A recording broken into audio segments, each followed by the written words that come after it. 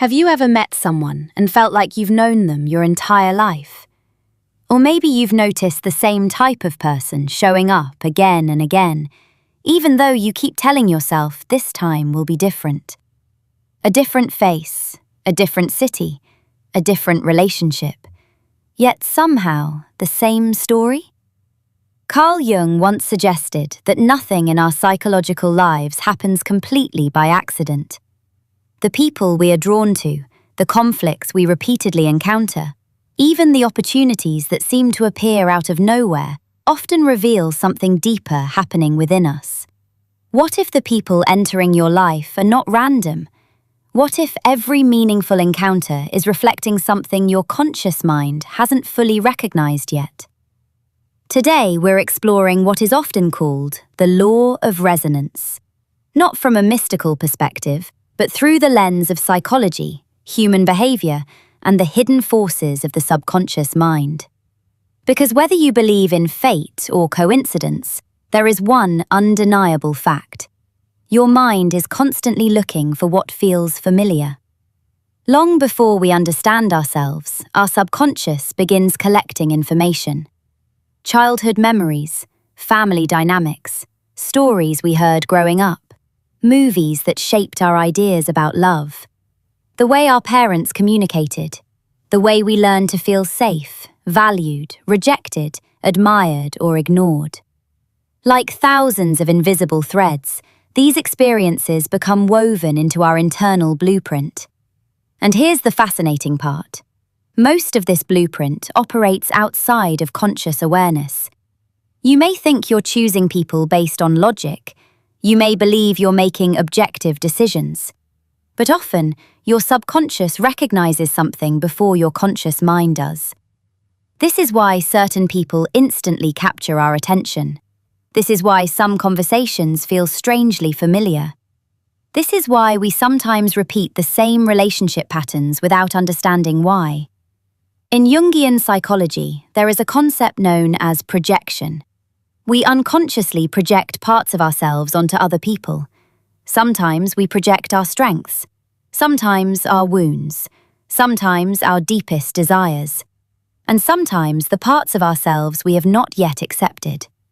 In many ways, the people we meet become mirrors, not because they are identical to us, but because they activate something that already exists within us. This is where the idea of resonance begins. The law of resonance suggests that what exists within us influences what we notice, who we connect with, and what repeatedly appears in our lives. Whether you view this as psychology, energy, or simply human nature, the principle remains remarkably similar. We tend to recognize in the world what already exists within ourselves. And once you understand this, you'll never look at your relationships, friendships, opportunities, or even your challenges in quite the same way again. Here's the fascinating part. Your brain constantly filters reality. Out of millions of pieces of information, it only lets you notice what matches your focus, beliefs, and emotions. We don't see reality as it is. We see what our internal programming allows us to see. Focus on fear, and you notice threats. Focus on rejection, and you notice rejection. Focus on opportunity, and you start seeing possibilities that were always there. The world may stay the same, but your experience changes. Carl Jung believed unconscious beliefs, wounds, and desires quietly shape our choices, relationships, and reactions. They influence who attracts us, frustrates us, inspires us, and challenges us. Sometimes people enter our lives because they reflect something within us, a strength, a wound, or a lesson we need to learn. Jung called this projection.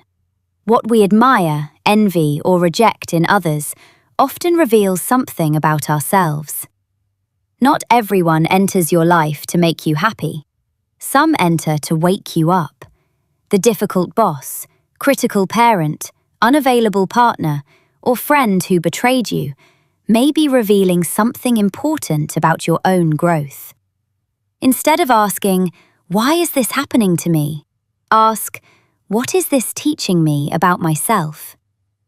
Growth rarely comes through comfort. Challenges often reveal where healing, boundaries, courage, or self-awareness are needed. This doesn't mean accepting mistreatment. It means learning the lesson before moving on. Every experience leaves a choice: bitterness or growth, resentment or understanding, victimhood or self-awareness. People who grow aren't those who avoid hardship. They're the ones who turn hardship into wisdom. Jung called this process individuation, becoming who you truly are. Every relationship, challenge, disappointment, and opportunity carries information. The question isn't whether life is speaking to you.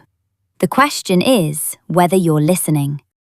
Jung believed we're shaped not only by personal experience, but also by the collective unconscious, a shared reservoir of human fears, desires, symbols, and experiences.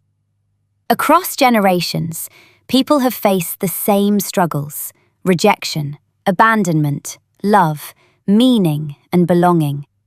Because of this, the people we meet influence how we see ourselves and the world. Every relationship leaves a mark. Jung believed meaningful encounters often carry lessons needed for our growth. Sometimes those lessons come through love, sometimes through pain, and sometimes through challenges. This connects to one of Jung's key ideas, the shadow. The shadow contains the parts of ourselves we reject, our fears, insecurities, anger, and hidden needs. Jung argued that real growth begins when we stop avoiding these parts. What we refuse to acknowledge in ourselves often appears in others. Have you ever met someone who instantly irritated you? Sometimes they're reflecting something unresolved within you. That's why difficult people can become powerful teachers.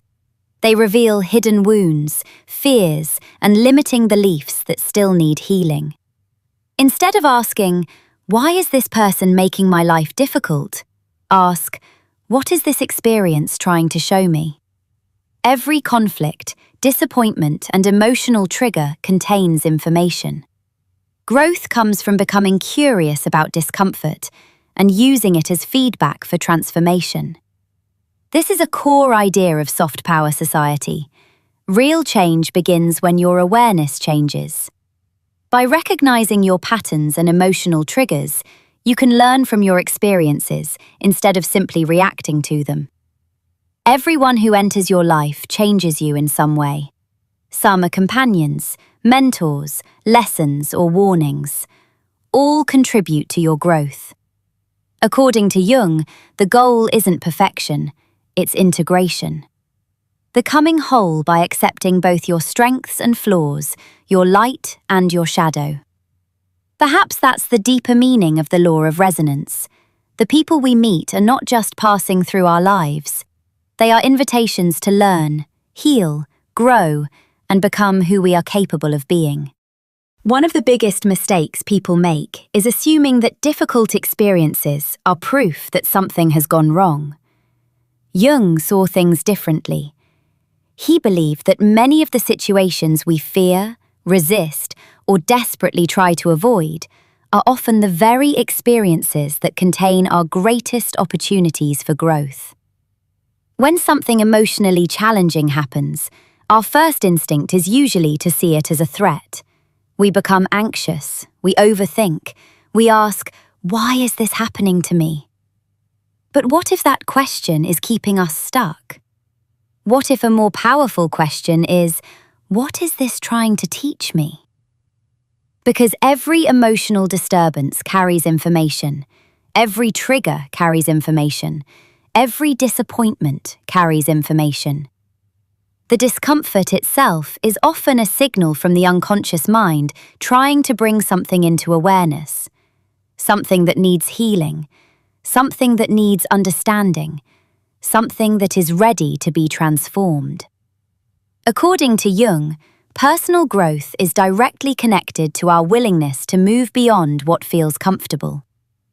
Growth requires us to confront our limitations, acknowledge our blind spots, and develop the courage to see ourselves honestly. This is why life's challenges often act as teachers, not pleasant teachers, not easy teachers, but effective teachers. The lessons that transform us most rarely arrive through comfort. They arrive through adversity, uncertainty, heartbreak, disappointment, failure, and moments when life forces us to look deeper than we ever wanted to. Every person we meet and every experience we have becomes part of this inner journey. Some people nurture us, some inspire us, some challenge us, some completely disrupt the story we've been telling ourselves. Yet all of them contribute something valuable to our evolution. And this brings us to another fascinating idea within Jung's work: looking beyond coincidence. Jung believed that many of the events we dismiss as random deserve a closer look. Not because the universe is secretly controlling every detail of our lives, but because our unconscious mind is constantly communicating with us through patterns, symbols, recurring themes, and meaningful experiences. What if the same lesson keeps appearing in different forms because it hasn't been fully learned yet?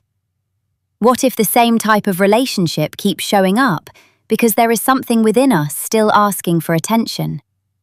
What if certain opportunities, conversations, books, ideas, or people arrive at exactly the right moment because we are finally ready to receive their message? Jung referred to this phenomenon as synchronicity, meaningful coincidences that appear connected by significance rather than simple cause and effect. Whether you interpret synchronicity psychologically, spiritually, or symbolically, the principle remains powerful. Life becomes far more interesting when we stop asking, "Is this random?" and start asking, "Why is this meaningful to me?" Because meaning changes everything. The moment we find meaning in an experience, we stop feeling completely powerless. We become participants rather than victims. We become observers rather than prisoners of our emotions. And perhaps this is one of the most liberating perspectives we can adopt. It doesn't mean we never feel pain. It doesn't mean we stop caring. It doesn't mean we become emotionally detached. It means we learn to approach life with curiosity instead of panic. We stop assuming that every challenge is punishment. We stop believing that every setback is the end of the story. We begin treating life as information about who we are, information about what we need to heal, information about what we are ready to learn next. And when you start viewing life through that lens, something remarkable happens. Fear begins to lose its grip. Because when you understand that every experience contains a lesson, every challenge contains growth, and every encounter contains information, you no longer need to fight reality quite so hard. You can observe, you can learn, you can adapt, you can evolve.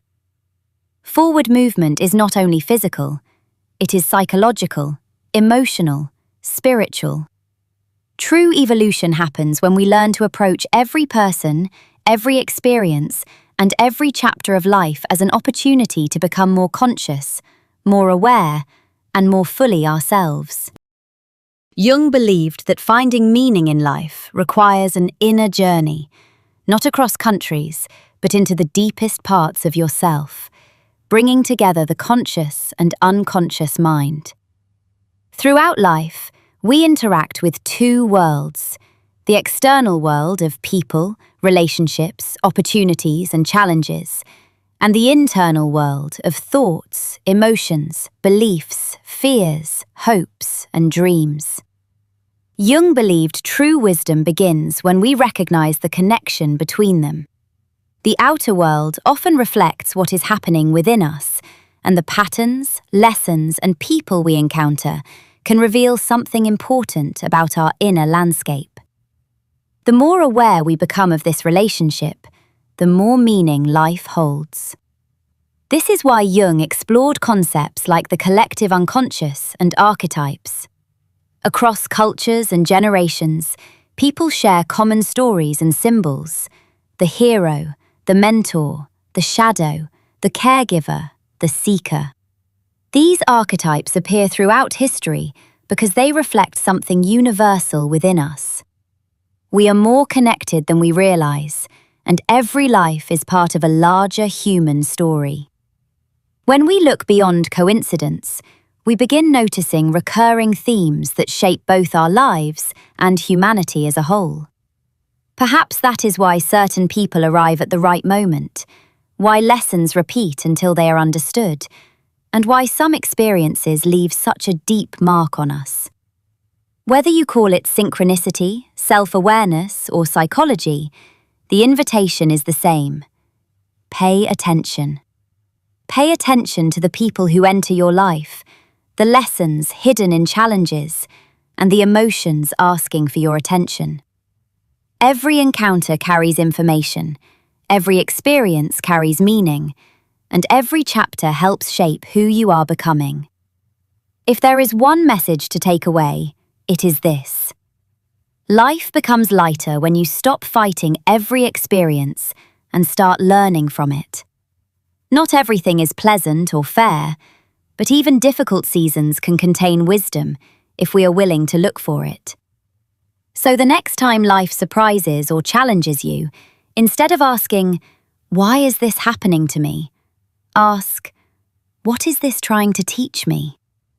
That question can transform the way you experience life. I hope this perspective helps you move forward with less fear, less stress, and more trust in your journey, more acceptance, self-awareness, and inner abundance. Thank you for spending this time with me.